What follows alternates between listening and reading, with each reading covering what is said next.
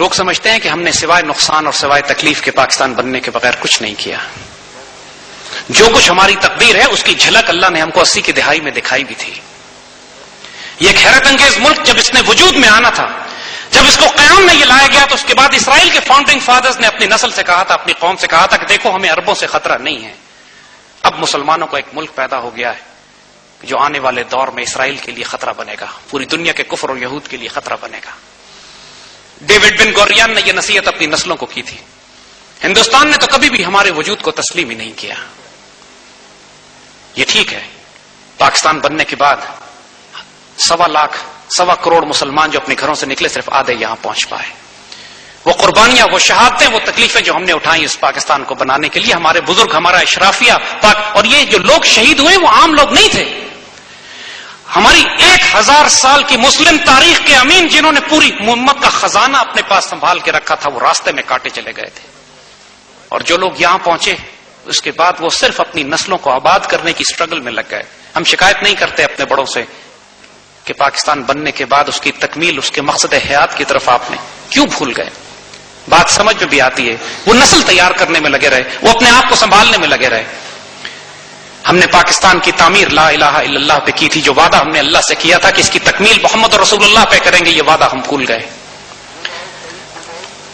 میرے بچوں، اب یہ وقت آیا ہے، اب یہ وقت آیا ہے کہ یہ کام آپ خوش نصیب ترین نسل ہو جو اس پاکستان نے پیدا کی، خوش نصیب ترین نسل ہو جو اس امت مسلمہ نے پیدا کی، کہ آنے والے دور میں آپ لوگوں نے کبھی ہجرت نہیں کی، آپ لوگوں نے شہادتیں نہیں دیکھی، آپ لوگوں نے 47 اور 71 کی قربانیاں نہیں دی. اللہ تعالیٰ نے آپ کے پیٹ بھرے ہوئے ہیں، آپ کے سروں پہ ایک چھت، آپ ایک آباد ایک مسلمان ملک میں بستے ہو. غلطیاں کوتاہیاں ہم سب میں ہیں، گھبراؤ مت.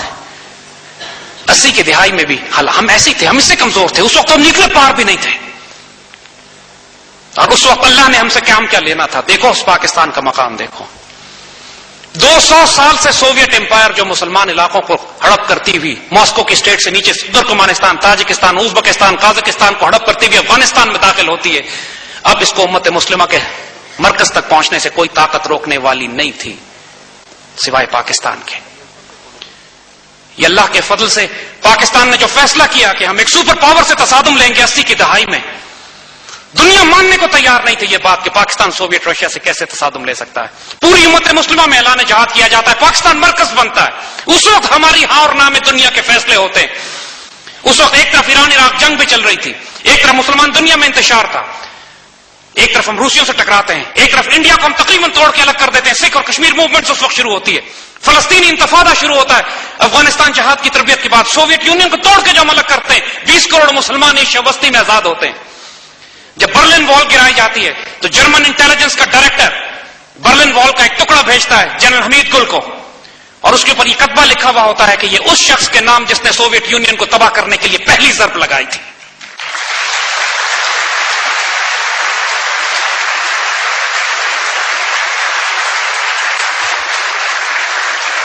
(1967) 1948 میں اسرائیلیوں نے نصیحت کی تھی اپنی نسل کو کہ پاکستان سے بچ کے رہنا کہ یہ قوم تمہیں آنے والے وقتوں میں نقصان پہنچائے گی. ان کی ذہنیت فرعون کی طرح ہے. جب فرعون کو بتا دیا گیا تھا کہ ایک بچہ پیدا ہوگا جو تمہارے پورے نظام کو تباہ و برباد کرے گا، تو اس نے ایک بچے کے پیچھے لاکھوں بچے قتل کرائے تھے. آج کے کفار، آج کے دجال، آج کے موسیٰ کے مقابلے میں، فرعون کے مقابلے میں جو اللہ نے موسیٰ پیدا کیے ہیں،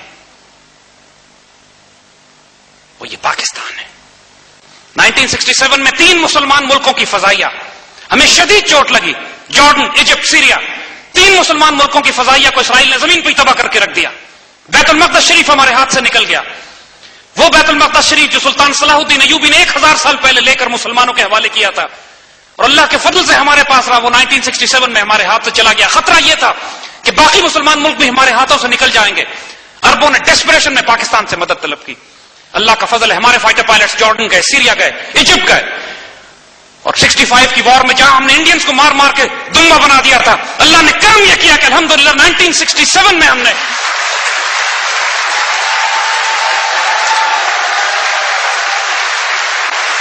1967 میں اللہ کے فضل سے Pakistan air force became the first Muslim Air Force کہ اسرائیلی ایئر کرافٹ کو ایئر ٹو ایئر کمبیٹ میں مار کے گرا ہے. الحمدللہ.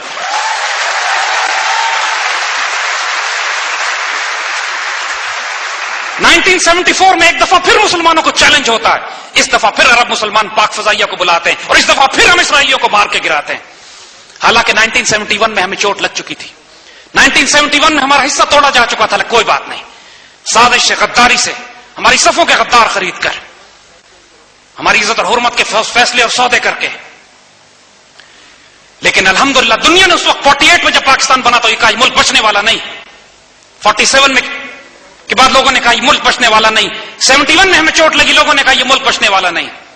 اور اللہ نے احسان یہ کیا کہ 10 سال کے بعد, صرف 10 سال کے بعد ہم ایک سوویت یونین کے سپر پاور کو توڑ کر ٹکڑے ٹوڑے کر رہے تھے. ہم بچے ہوئے, ان کا وجود نظر نہیں آتا آج.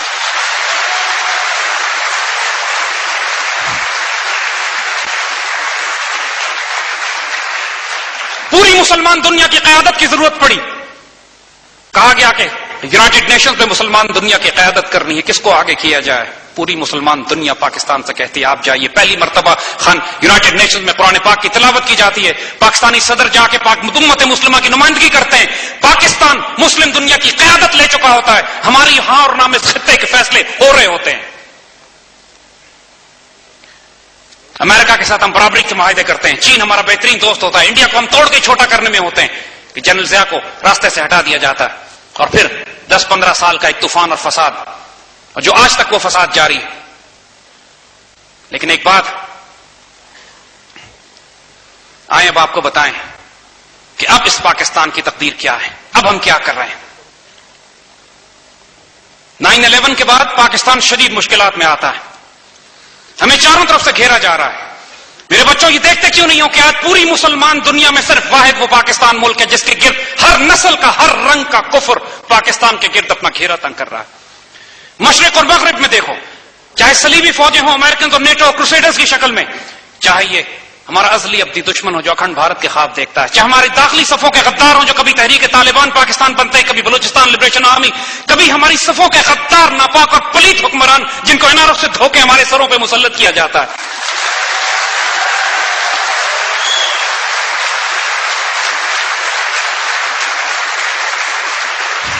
ظاہری طور پر دنیا کی کوئی وجہ نہیں ہے کہ پاکستان بچ جاتا, لیکن آج اللہ کا کرم اور اللہ کا فضل ہے. دیکھو کیا ہو رہا ہے. یہ گلوبل ورلڈ آرڈر, یہ جو پہلی جنگ عظیم کے بعد انہوں نے جو دنیا میں نظام قائم کیا تھا کہ پوری مسلمان دنیا کے نقشے تبدیل کر دیے تھے. خلافت عثمانیہ کو توڑ کر 60 ملک نکالے انہوں نے.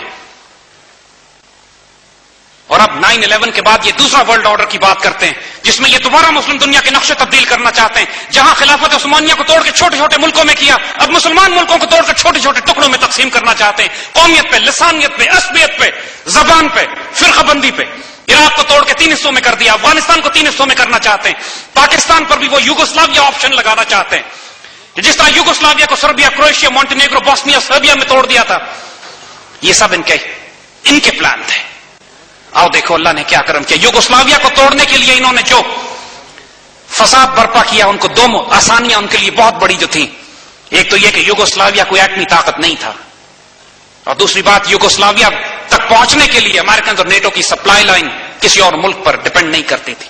ایڈریاٹک سی ملا کے سمندر میں جہاز کھڑے کرتے تھے, سپلائیز اپنی یوگوسلاویا پہنچاتے. اور یورپ کے بیچ میں 20ویں صدی کے آخر میں جو مسلمانوں کا قتل عام کیا جاتا ہے, بوسنین مسلمانوں کو جس طرح ذبح کیا جاتا ہے لاکھوں کی تعداد میں, اور یہ بات بھی اللہ کے فضل سے ہم آپ کو بتائیں کہ اگر آج بوسنیا ایک ملک کی حیثیت سے قائم ہے تو اس لیے کہ سربینز کے مقابلے پر بوسنین فوج کی طرف سے جو فوج لڑی تھی وہ پاک فوج لڑی ہے, الحمدللہ.